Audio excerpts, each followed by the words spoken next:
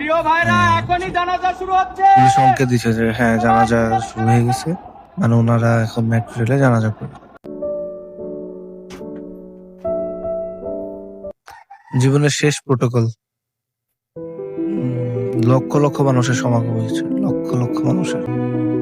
এই যে যারা জায়গা পায়নি মানিক মে এভিনিউতে, তারপর শঙ্কররুমের আশেপাশে, তারা কিন্তু বাড়ির ছাদে ছাদে দাঁড়িয়ে গেছেন জানাজার নামাজে।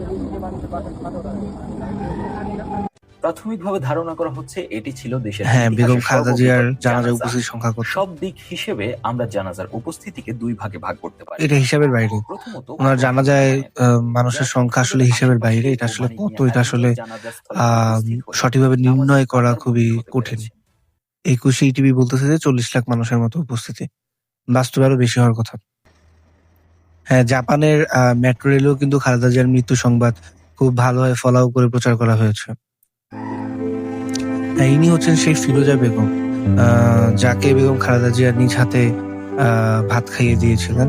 উনি এখন মানে বেগম জিয়ার এই ছবিটাকে আদর করছেন মনের আবেগে।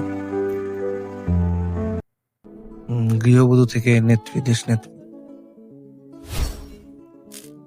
ওনার জীবনটা আসলে বর্ণাঢ্য ছিল, আসলে আর কিছুই বলার নেই।